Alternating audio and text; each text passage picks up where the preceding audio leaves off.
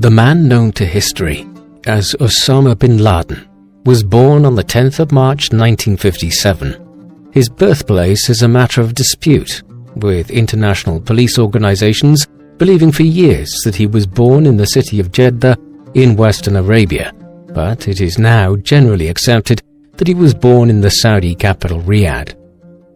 His father was Mohammed bin Awad bin Laden, who was born in Yemen in 1908. When he was a child, his family had emigrated from Yemen north to the Red Coast of Western Arabia in a region which now forms part of Saudi Arabia, but which was, at the time, disputed between the Ottoman Empire and the Royal House of Saud. In the 1930s, he had emerged as a successful construction contractor, working for the first ruler of Saudi Arabia, Abdul Aziz ibn Saud. Under the patronage of the royal family, the company he founded, the Saudi bin Laden Group, emerged as an enormously successful and wealthy construction company in the fledgling nation, even as it became the world's largest oil exporter and an extremely wealthy nation for successful families such as the bin Ladens. Osama's mother was Hamida al-Attas, a native Syrian who came from a family of successful citrus farmers operating around the port city of Latakia. She became Mohammed's 10th wife in 1956 when she married the 48-year-old millionaire when she was just 14 years of age. A year later, Osama was born. He was their only child, and Mohammed and Hamida separated soon afterwards. This has caused speculation that they never actually married, and Hamida was just briefly Mohammed's concubine. Osama's youth and upbringing was one of privilege. By the time he was born, his father was a multimillionaire, though his wealth would have stretched into the billions if adjusted for inflation today. Shortly after his parents' divorce, Osama's mother remarried to a business associate of Mohammed bin Laden's, Mohammed al-Attas. They had 4 children together in the 1960s, 3 boys and 1 girl. Osama was sent to live with them, and so he grew up in his mother's and stepfather's household with several step-siblings. But it would be wrong to suggest that he was estranged from his father. Mohammed bin Laden played a major role in his son's development, instilling in him much of his conservative religious fervor. Beginning in 1968, Osama attended the Al-Taga Model School, a secondary school in Jeddah.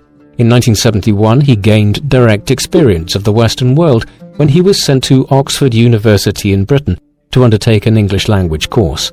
Beyond this, he is believed to have displayed some traits typical of young boys during his childhood and early teenage years, being a football fan who followed Arsenal Football Club and showed an interest in military history. For all that, Osama's younger years had an air of normality to it, whereas there is no doubting that his background was anything but normal. By the 1960s, the Saudi bin Laden Group was one of the most significant corporations in the entire Arab world. Its ties to the Saudi royal family were extremely extensive, and the company had even been granted the contracts to manage the ongoing repairs of the mosques in the 2 most holy cities in the Islamic world, Mecca and Medina. In 1964, the company acquired the contract to reclad the exterior of the Dome of the Rock, the most important Muslim religious site in Jerusalem. By that time, the ties between Mohammed bin Laden and the Saudi royal family had become extremely extensive. However, in 1967, Mohammed was killed at 59 years of age in an airplane accident in Saudi Arabia when the pilot misjudged the plane's landing. Despite this setback, the Saudi bin Laden Group continued to prosper under the leadership of several of Mohammed's sons from his earlier marriages, and indeed, as it diversified in the 1970s and 1980s, it became a multi-billion-dollar company with lucrative contracts all over the Middle East. Osama was not involved in the Saudi bin Laden Group's business activities in the years after his father's death for the simple reason that he was too young. Instead, he was continuing his education.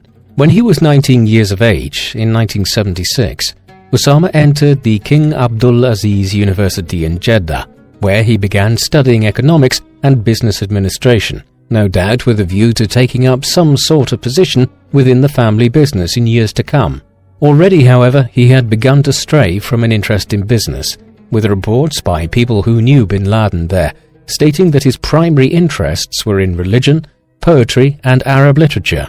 He certainly didn't need to worry about money. his education and future work, as Osama stood to inherit upwards of $30 million from his father's estate. He was also married by this time, having wed his first wife, a Syrian woman named Najwa Khanem, in 1974 when he was just 17 years old. She was also his first cousin on his mother's side, and the first of at least 5 wives. Osama would father over 24 children during his life. Clearly, the mid to late 1970s were a formative period in Osama's life and his ideological views, though much of the evidence concerning these years is frustratingly patchy and sometimes contradictory. Nevertheless, the broad thrust of his views is clear. Osama began to develop a pan-Islamist ideology from early on in his life, a movement which espouses the idea that Muslims in all nations should be unified in defense and promotion of their faith. This view harks back to the age of the Arab Caliphate, which, between the 8th and 11th centuries, ruled most of the Middle East, North Africa, and adjoining regions from the Caliphate's capital of Baghdad. Central to pan-Islamism in the 1960s and 1970s was a commitment to reducing, and if possible ending, Western involvement in the Middle East, a region which had been dominated by the British and French since the collapse of the Ottoman Empire at the end of the First World War, and wherein the United States was becoming an increasingly interested party even as British and French influence declined. The Middle Eastern world, which Osama grew up in, was also one in which the new state of Israel, backed strongly by the United States, was frequently at war with its Muslim neighbors, notably the Six-Day War of 1967 and the War of Yom Kippur in 1973. A particularly strong influence on Osama in the 1970s were the writings of Sayyid Qutb, an Egyptian Islamic scholar and religious and political theorist who had been a member of the Muslim Brotherhood until his arrest and execution in 1966. Qutb's extensive writings were widely taught in schools and universities across the Muslim world from the 1940s onwards, and included arguments that Islamic jihad, or struggle against evil, was entirely justifiable in the interests of a new Islamic caliphate, and that Sharia law, the law based on a rigid interpretation of the Quran, should be imposed across all Muslim states. A strain of virulent anti-Western sentiment also ran through much of Qutb's writings, with him denouncing the United States as materialistic, godless, and lacking in spiritual values of any kind. If there was one defining influence on bin Laden's ideological beliefs in the 1960s and 1970s, it was Qutb. Significantly, Qutb's brother Muhammad, who became a passionate promoter of his brother's ideas, was a teacher at Abdulaziz University in Jeddah, while Osama was a student there in the late 1970s. Osama finished his studies at Abdulaziz in 1979. It is unclear if he finished with a degree or not. The timing was significant as the Islamic world was in turmoil at this moment. Firstly, the Iranian Revolution of 1978 had seen the Western-backed Shah removed from power in Iran, and the creation of a new Islamic state headed by the Ayatollah Ruhollah Khomeini. While this was occurring in Iran, to the northeast in Afghanistan, the country was descending into political chaos. In 1978, the Marxist People's Democratic Party of Afghanistan, or PDPA, had seized power and begun to establish a socialist, non-religious state.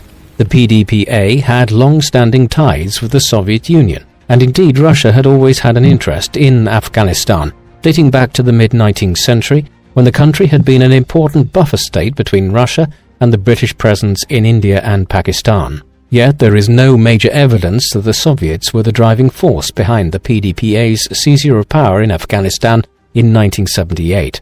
However, they did forge close ties with the new Marxist regime in Kabul once it was in control of the country. Thus, once Islamist groups and other opponents of the PDPA began revolts against the new government in the course of 1978 and 1979, the Marxist regime soon called on Moscow for help. Limited support was sent at first, but as the situation for the PDPA continued to deteriorate, the Soviet Union effectively invaded Afghanistan in the final days of December 1979. By early 1980, thousands of Soviet tanks and tens of thousands of soldiers had been deployed as Moscow occupied the main cities of the country. Even before the Soviet invasion of Afghanistan, bin Laden had traveled to Pakistan very quickly after finishing his studies at King Abdulaziz University. Pakistan played and continues to play a significant role in international jihadist movements of the 20th and early 21st century. Ostensibly, the country has claimed to be opposed to Islamic fundamentalism operating on its soil, but for decades it has turned a blind eye to this in actuality, in large part because Muslim Pakistan has been involved in a long-running Cold War with its bitter enemy Hindu India, since the British Raj was split up along religious lines in 1947. Pakistan would play a role in bin Laden's life over the next 3 decades. Once he arrived there in 1979, he quickly came under the wing of Abdullah Azzam, a Palestinian-born jihadist who was an influence on many of the most senior Islamic terrorists of the late 20th century. Azzam encouraged bin Laden shortly afterwards to join the tens of thousands of Muslim men who were heading to Afghanistan to fight against the atheistic Soviet invaders. These individuals became known as mujahideen, a term which translates roughly as one who engages in holy war or jihad. In the early 1980s, bin Laden began using his inherited fortune to recruit and train mujahideen in Pakistan before they headed into the mountainous regions of Afghanistan, though this financing paled in comparison with the billions of dollars spent by the United States and the Saudi Arabian governments in equipping and training anti-Soviet forces in both Afghanistan and Pakistan, which were used as their proxies to fight the Soviet invasion. Moreover, while statements about the extent to which bin Laden was financed and trained himself by American agents at this time have been exaggerated, there is no doubt that he did have some limited contacts with US special forces in the region in the 1980s. The war which bin Laden became involved in from 1980 onwards developed much like conflicts in Afghanistan have for the last 2 centuries. With 80,000 troops committed by the Soviets by the end of 1980 and far superior weaponry, they were able to occupy and hold the main cities and prop up the Marxist PDPA. But the Mujahideen groups, of which there were more moderate and fundamentalist branches, were largely in control of the regions outside of the city. The Hindu Kush mountains, which dominate much of the country, particularly in the east and north, are ideal territory for the waging of guerrilla warfare, and this is exactly the shape the Soviet-Afghan War took on in the 1980s. The fighting became extremely bloody as the Soviets used indiscriminate bombing and destruction of rural villages to try to root out the insurgents. By the mid-1980s, upwards of 4 million people out of Afghanistan's population of 14 million had been displaced, with hundreds of thousands becoming refugees in Pakistan and Iran, while the conflict resulted in at least 500,000 deaths, and perhaps as many as 3 times this amount. It soon became known as the Soviet equivalent of what the Vietnam War had been for America, as the Russians faced an enemy which they could not defeat. Throughout this period, bin Laden was a major figure in the Mujahideen movement in Afghanistan. At first, he had begun supplying goods to the fighters in the country and also facilitating the movement of individuals who wanted to take up arms against the Soviets from his native Saudi Arabia to Pakistan, where they were trained and equipped before they were sent north. Throughout these years, bin Laden moved between Pakistan and the Mujahideen strongholds in the mountains of the Hindu Kush. In 1984, he and his mentor Abdullah Azzam established Maktab al-Khidamat, an organization which aimed to raise funds from both within the Arab world and the Western world to continue fighting the war against the Soviets. This funding was then used to purchase weapons and train Mujahideen. By 1986, the network had trained hundreds of fighters who were based in eastern Afghanistan at bin Laden's base known as Al-Masada, the Lion's Den. These led the Mujahideen action against the Soviets and the Marxist regime at the Battle of Jaji in the late spring and early summer of 1987. The battle was ultimately of little strategic significance in the wider war, but it gained bin Laden a significant reputation amongst the Mujahideen and within the wider Arab world, in part owing to the reports on the battle produced by an emerging Saudi journalist by the name of Jamal Khashoggi, with whom bin Laden was associated but who held very different political religious views to him. The establishment of Maktab al-Khidamat was significant in the 1980s as it laid the groundwork for the jihadist movement with which bin Laden has become synonymous. As the war in Afghanistan headed towards inexorable defeat for the Soviets and the Marxist regime, which they propped up in the late 1980s, thoughts turned to the future of the organization. Some members wanted it to remain a moderate entity which continued the initiative against the Soviets. But bin Laden, Abdullah Azzam and others were opposed to this and believed that Maktab al-Khidamat should be transformed into a larger organization which would seek to continue the expulsion of non-Arab powers from the Arab and Muslim world.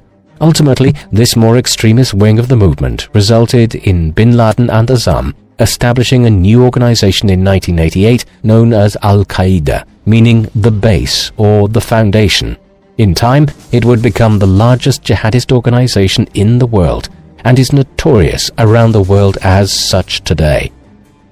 Al-Qaeda's goal from its inception was to begin waging holy war or jihad against non-Muslims anywhere in the traditional Muslim world, that is, the Middle East, Lower Central Asia, the Maghreb in North Africa, and also more peripheral parts of the Muslim world such as Somalia, Mali and Nigeria, Sub-Saharan Africa and Muslim regions further to the east in Indonesia and elsewhere.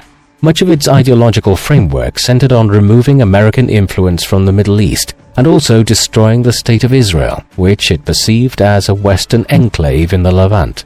Over time, the group began to believe it needed to incite a major war against the United States in order to radicalize the Muslim world against the kafir, or non-Muslims.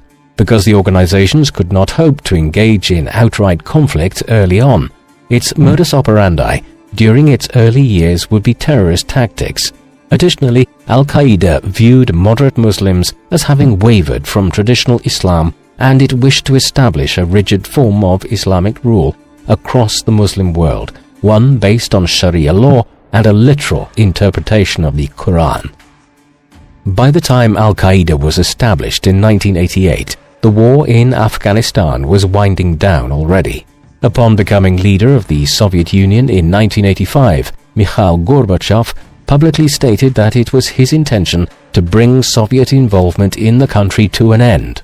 But much like it took America years to fully extricate itself from Vietnam, the Soviets could not pull out overnight.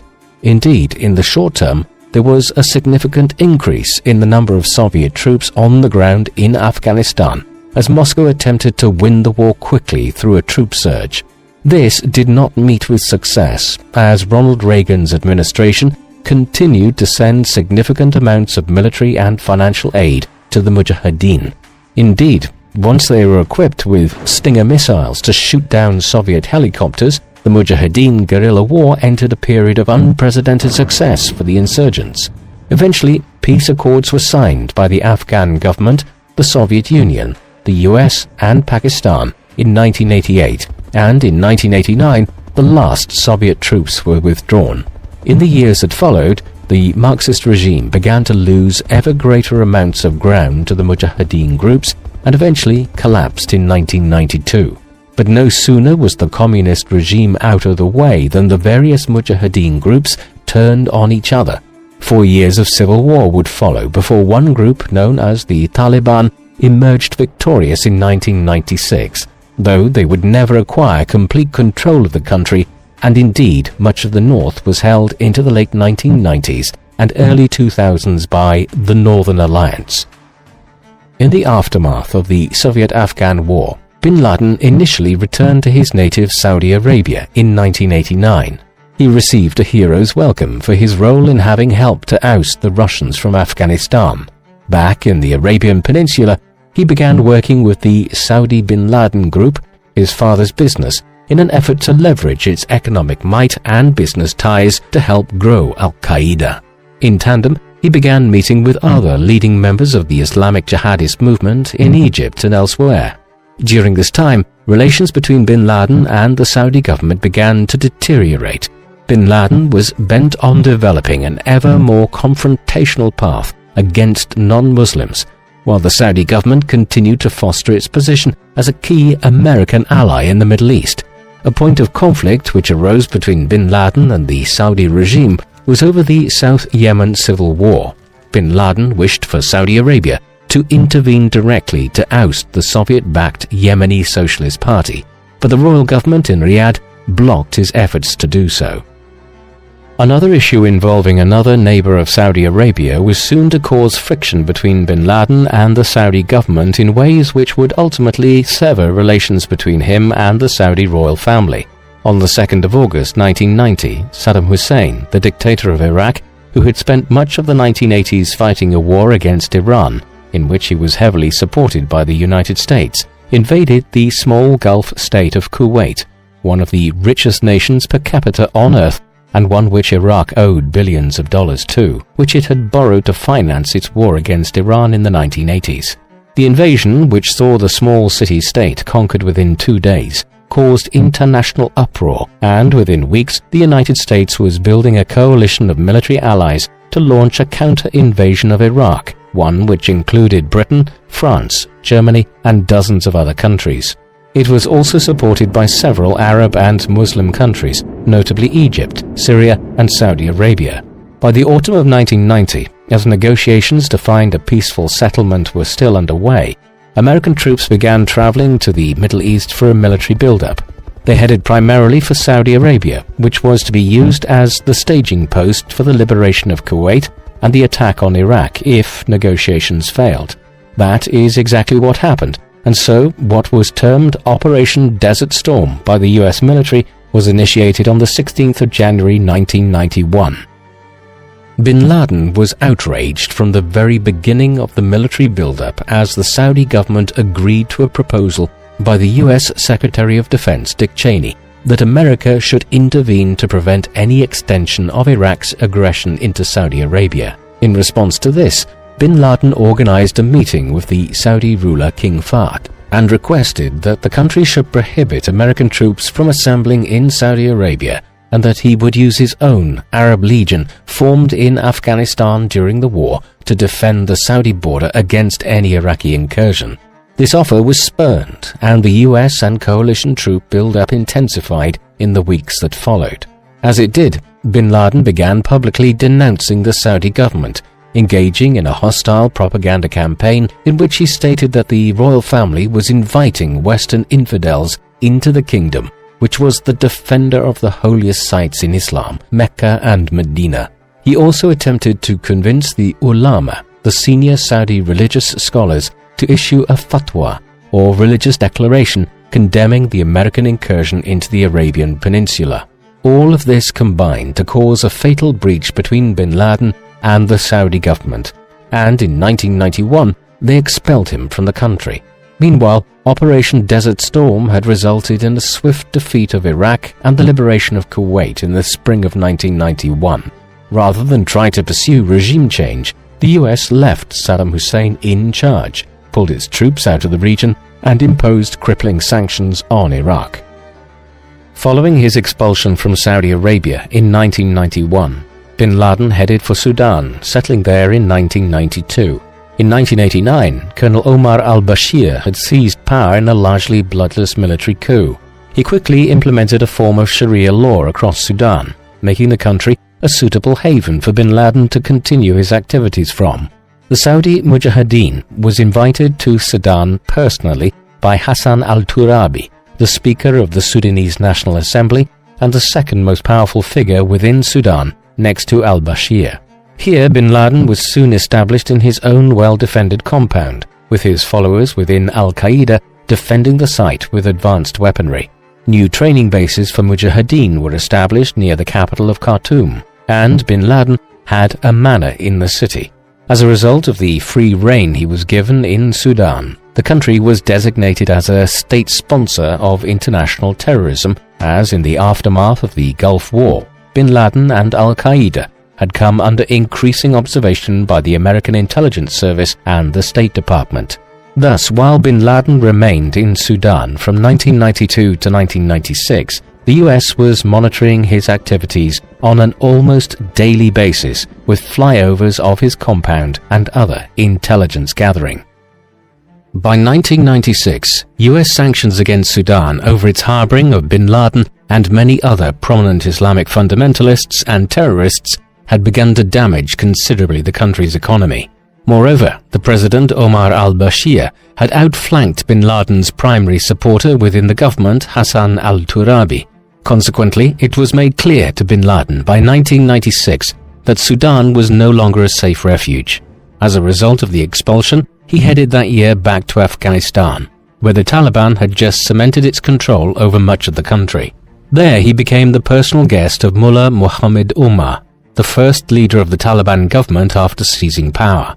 He quickly issued a declaration of war against the United States in August 1996 through various Islamic media channels, arguing that the US had occupied Saudi Arabia through its military bases since 1990, and that it was the principal supporter of Israel in the region.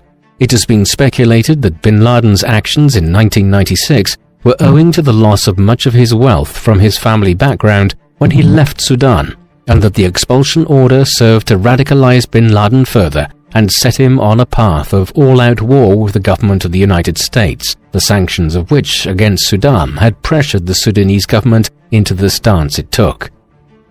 From his return to Afghanistan in 1996 onwards, bin Laden and al-Qaeda were wholly committed to confrontational terrorist actions towards the United States in particular. These had always been a part of the organization's modus operandi. As early as 1990, the Federal Bureau of Investigation had raided the home of al-Said Nazair, an al-Qaeda affiliate in New Jersey, where they had discovered documents concerning plans to blow up skyscrapers in New York City. In 1993, a truck bomb was detonated outside the North Tower of the World Trade Center in Manhattan. The leader of the attack was Ramzi Yousef, another known affiliate of al-Qaeda who had trained in one of their camps in Afghanistan in the late 1980s. In 1992, bin Laden had financed and organized the bombing of the Gold Mihor Hotel in the city of Aden in Yemen. It is also widely believed that al-Qaeda was involved in the Luxor massacre of November 1997, when 62 individuals, most of them Western tourists, were killed in the Egyptian city near the Valley of the Kings by 6 Islamic fundamentalist gunmen. Thus, by the second half of the 1990s, al-Qaeda was stepping up its attacks on Western targets through terrorist methods. These attacks soon escalated even further. On the 7th of August 1998, simultaneous truck bombings occurred in the cities of Dar es Salaam, the capital of Tanzania, and the capital of Kenya, Nairobi. There was no doubt which nation the symbolic target of these attacks was, as the bombs were detonated outside the United States embassies in the 2 capital cities. These were complex terrorist attacks. For instance, the bombing in Nairobi involved 500 cylinders of TNT, while the Dar es Salaam bombing was undertaken with 2 2,000-pound bombs. Ammonium nitrate fertilizer was used to pack and direct the blast so that it caused maximum damage to the embassies. Moreover, both bombs were detonated almost simultaneously, resulting in the deaths of 213 people in Nairobi and 85 in Dar es Salaam, while thousands more were injured. There is no doubt also that bin Laden and al-Qaeda were responsible, and in the immediate aftermath of the bombings, bin Laden was placed on the FBI's 10 most wanted individuals list. It also brought al-Qaeda to the attention of all intelligence services in the Western world, though unfortunately the risk which was posed by the terrorist organization was still not fully grasped. In the aftermath of the US Embassy's bombings, bin Laden continued to escalate his rhetoric against the United States. His grievances were multifarious, including US support for Israel and for a number of regimes who were persecuting Muslims within their borders, notably Russia's crackdown on Chechnya, the Philippine government's attacks on the Muslim Moro population of the Southern Islands, and India's oppression of Muslims in the Kashmir region in the north of the country. However, his foremost complaint was with the presence of American troops in the Arabian Peninsula and their proximity to the holiest places of Islam, Mecca and Medina. In 1998, al-Qaeda stated that, quote, "For 7 years the United States has been occupying the lands of Islam in the holiest of place." Thus, after the already sizable attacks on the US embassies, bin Laden and al-Qaeda turned their attention to an even more substantial attack, this time on American soil. Remarkably, they decided to target the World Trade Center in New York City. which associates of Al-Qaeda had already tried to attack with a truck bomb back in 1993. The second attempt would be more devastating. Late in 1998 or early 1999, bin Laden gave his approval to the World Trade Center initiative, which had first been proposed by an Al-Qaeda affiliate, Khalid Sheikh Mohammed, in 1996. The remainder of 1999 saw potential candidates to carry out the attacks being screened in Afghanistan. A prerequisite for the leaders were that they needed to be able to speak English and be familiar with living in Western society for a time. A number of individuals such as Mohammed Atta, Marwan al-Sheikhi, and Ziad Jarrah were quickly selected. Another one, Hani Hanjour, was picked once it was realized that he had a commercial pilot's license and was a skilled airplane pilot. By 2000, 19 individuals had been selected and were being established in terrorist cells in the United States, operating in Arizona, Florida, and California. Final targets were selected in early 2001. With the intention being to hijack a number of commercial airline planes and fly them into buildings in suicide terrorist attacks. The Twin Towers, the two central buildings of the World Trade Center, were the primary targets, while the Pentagon in Virginia was also a target. It is also believed there were plans to fly a fourth plane into the U.S. Capitol building, the seat of government in Washington, D.C. With the plan in place and terrorist cells in position in the US to carry it out, a date was fixed for the simultaneous attacks.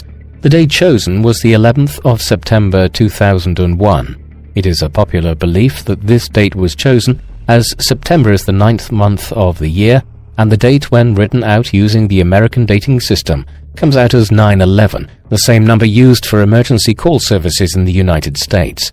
However, it seems more likely that bin Laden chose the 11th of September, as it was the day in 1683 that John Sobieski III, the King of Poland, arrived at Vienna, the capital of Austria, which was under siege by the Turkish Ottoman Empire.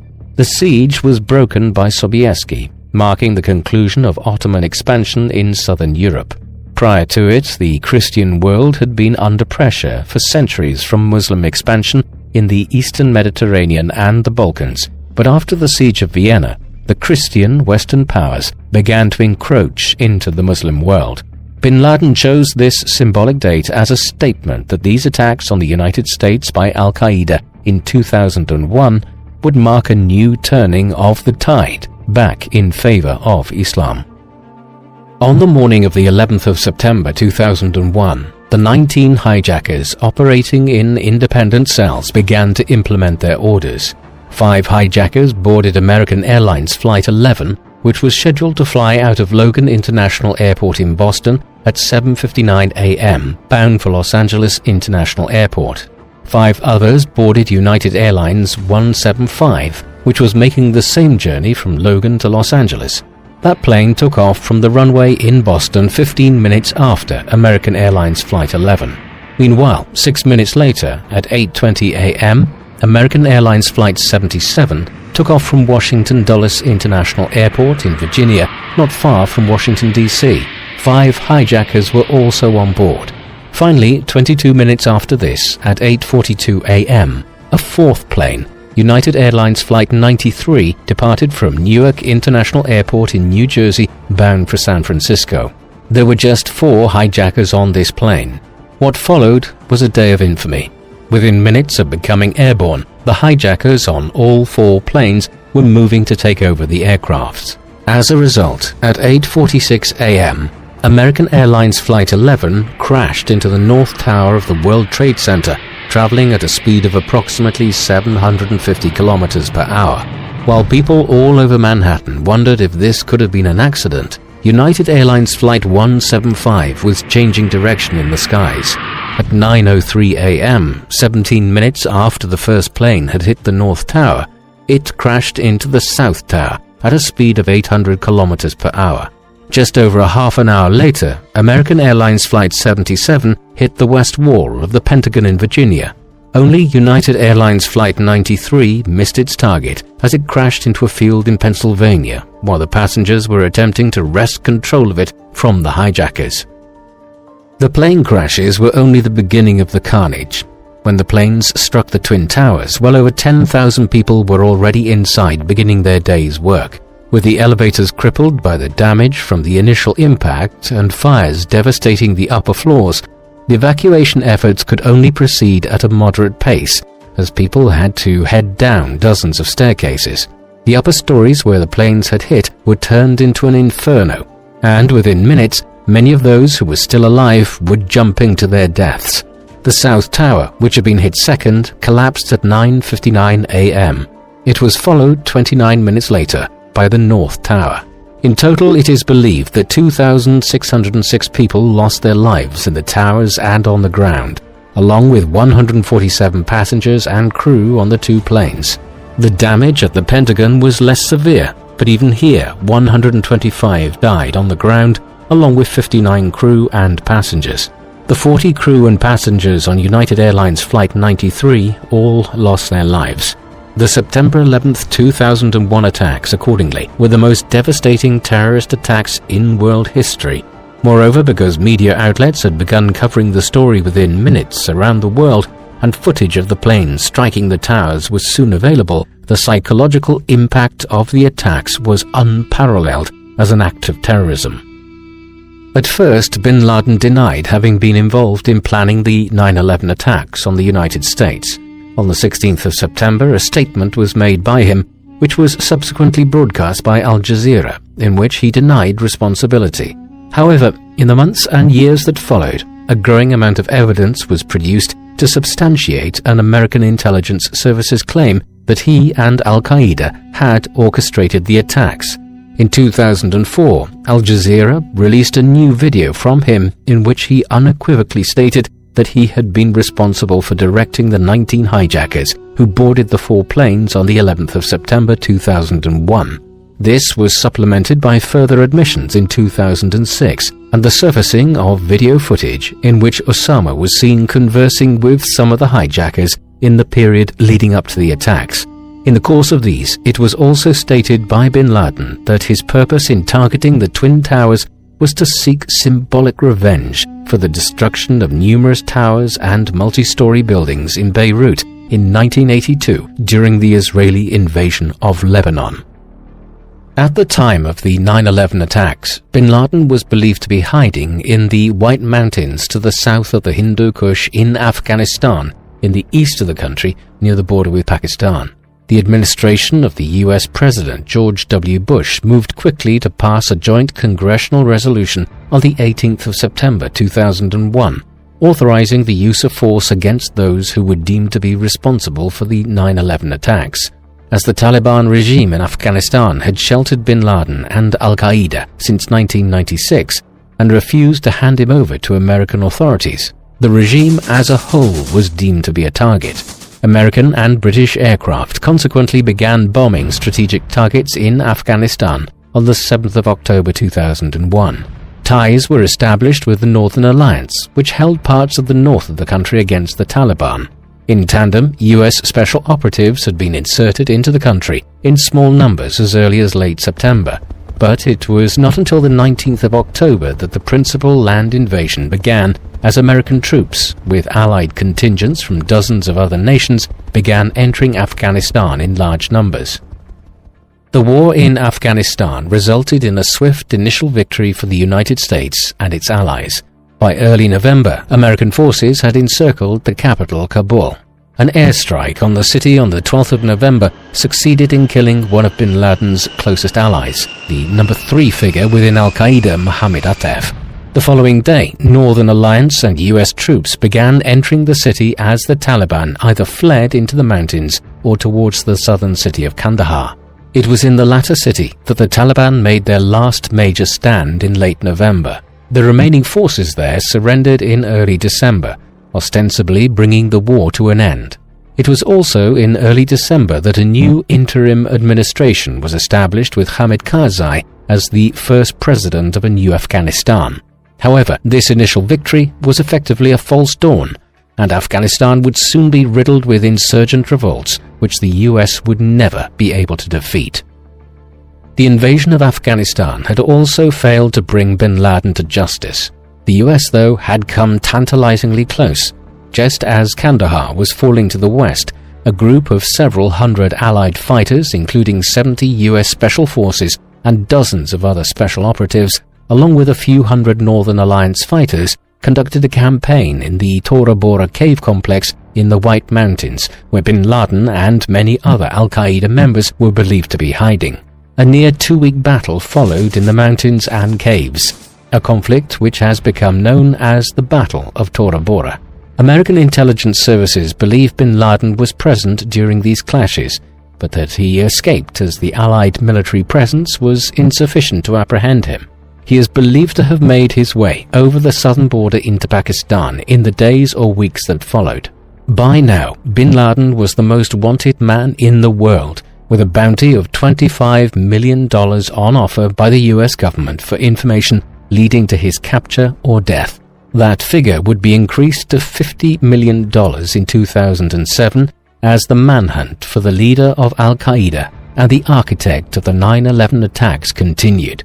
However, bin Laden and Al-Qaeda would pose a threat to America and the Western world for many years to come. Bin Laden's whereabouts in the years following his escape from Afghanistan in the winter of 2001 have been a matter of widespread speculation. By this time, he was the world's most wanted man and well known all over the world. As such, his movements were secretive, and even the US intelligence services today can only patch together some of his whereabouts during the 2000s. Evidently, he, along with many other senior Al-Qaeda affiliates, spent the vast majority of these years in Pakistan. His presence here was not officially tolerated by the Pakistani government. Successive regimes in the capital Islamabad had been effectively supporters of Islamic terrorist organizations over the years, but in bin Laden's case, it was not possible for them to approve of his presence on Pakistani soil.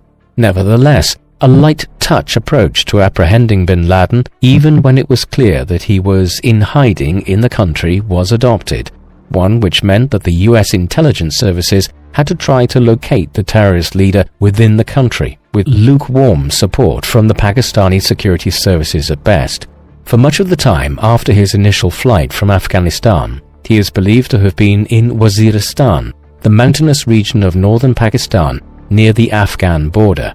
Reports in the second half of the 2000s sometimes placed him as having moved over the western border to Iran, but these were probably spurious, and the reality is that bin Laden and Al-Qaeda were able to live in Pakistan largely unharassed, and in some comfort for years with the tacit support of powerful elements within Pakistan's politics and security services.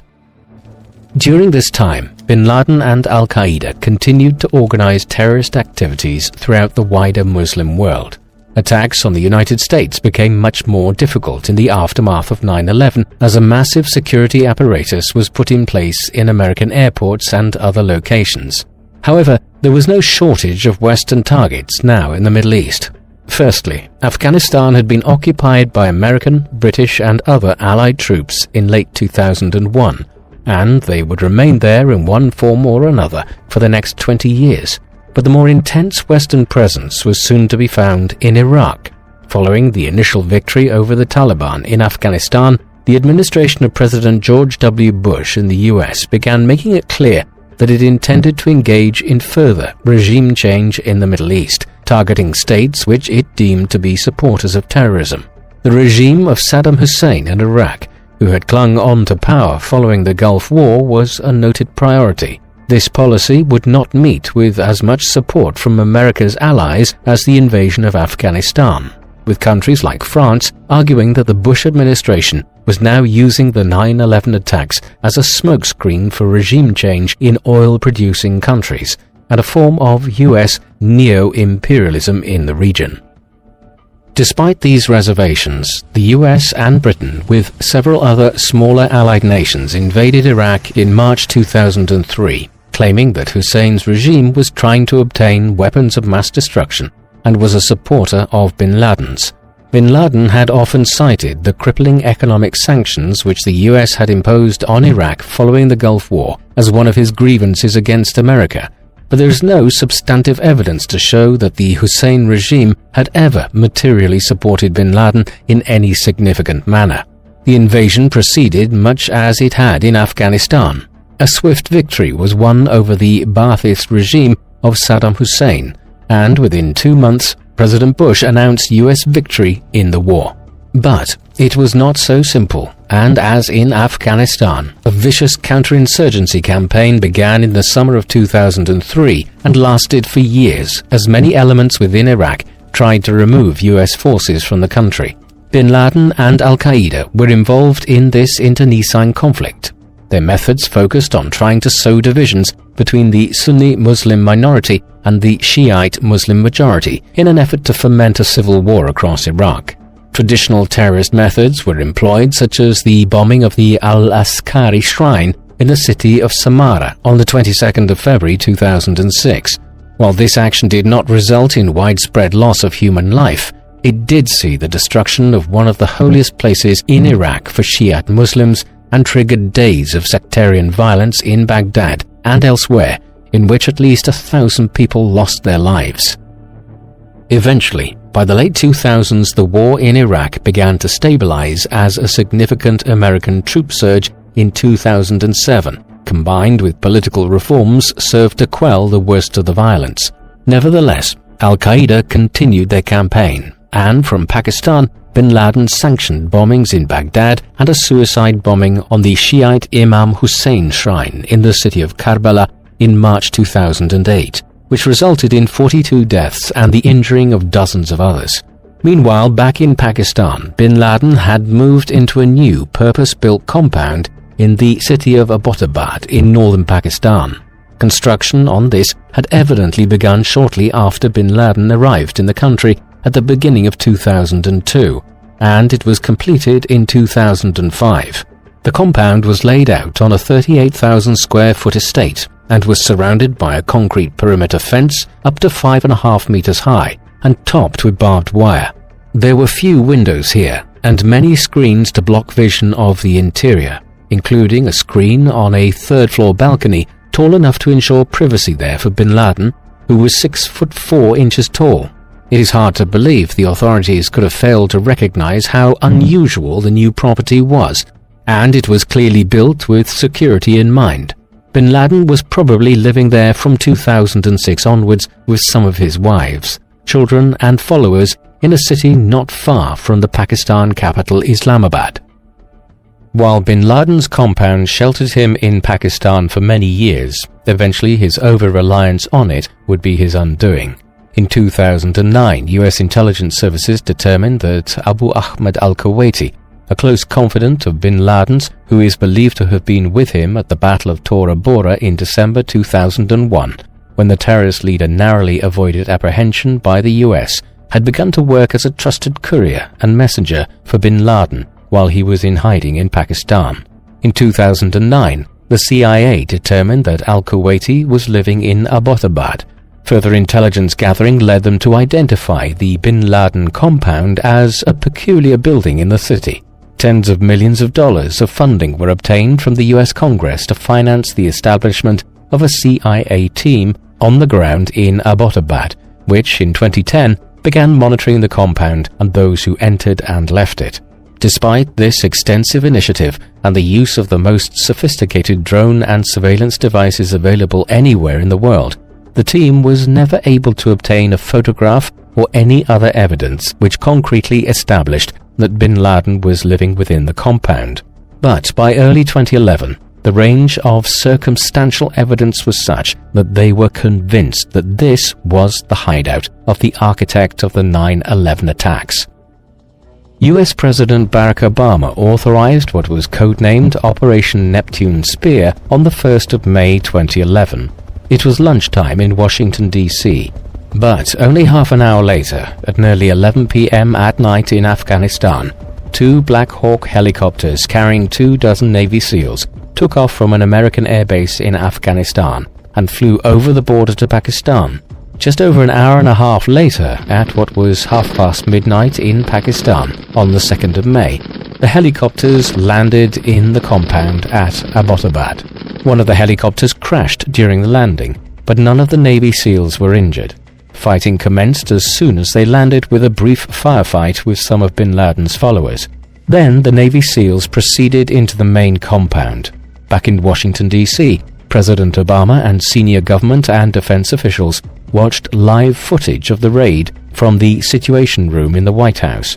On the second floor, the Navy SEALs encountered and shot one of bin Laden's many adult sons, as well as another follower, Abu Ahmed al-Kuwaiti, whose presence in Abbottabad had first suggested to security services that bin Laden might be sheltering in the city.